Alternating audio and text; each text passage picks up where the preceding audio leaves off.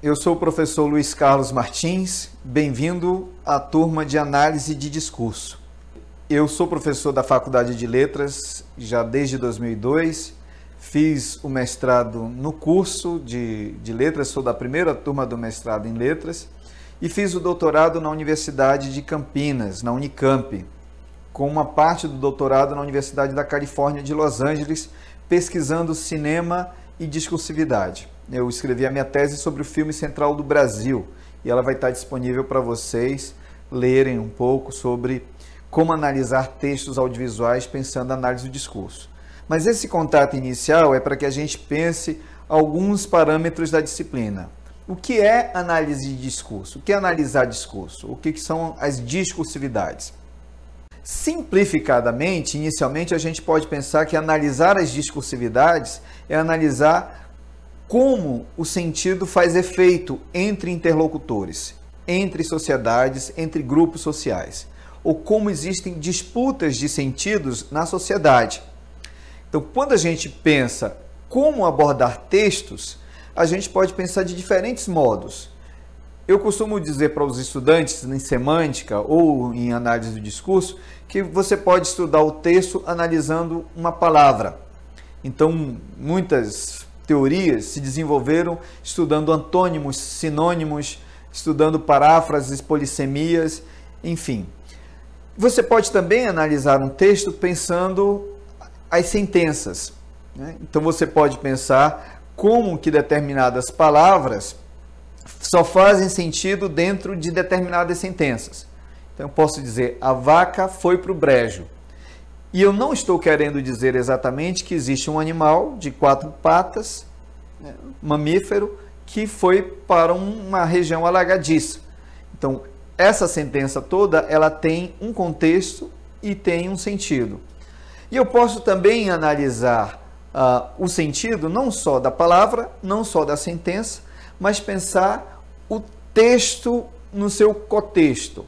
Então, quando eu digo o que eu disse anteriormente, você pode entender esse anteriormente dentro de um contexto, sabendo linkar o que está numa palavra, numa sentença, com o que veio antes ou com o que vai vir depois. É o que faz exatamente a linguística textual, com os estudos das anáforas, catáforas, enfim, e outros fenômenos transfrásticos.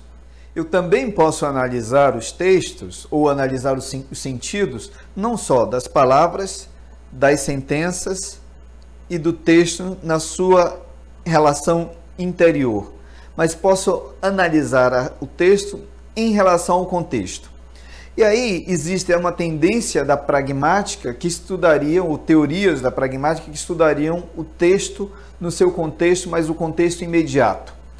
E a análise do discurso se ocupa de pensar o texto no seu contexto mais amplo. Então, quando a gente fala de um contexto imediato, é quem disse, para quem disse, quando disse, como disse, por que disse. Esses são os elementos que os pragmáticos chamam da situação de comunicação. O que nos interessa, por exemplo, quando eu digo estão abertas as aulas de análise do discurso. Isso significa, por exemplo, que eu preciso estar investindo de uma determinada autoridade, num determinado ritual, num contexto, para que esse texto faça sentido e produza os seus efeitos. O que os pragmáticos vão chamar de atos ilocucionários, perlocucionários ou locucionários. Nos interessa, sobretudo, um contexto mais amplo. Como é que a história, como é que a sociedade, como a cultura, como essas questões todas que envolvem os sujeitos envolvidos na comunicação, como elas determinam os sentidos das palavras, das sentenças, do texto ou esse contexto imediato.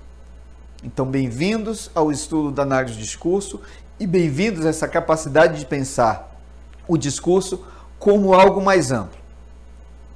Para isso, a gente vai envolver não só a linguística, então os mecanismos enunciativos, ou compreender os mecanismos enunciativos. Para a gente poder entender o funcionamento dos discursos, a gente precisa recorrer também à história.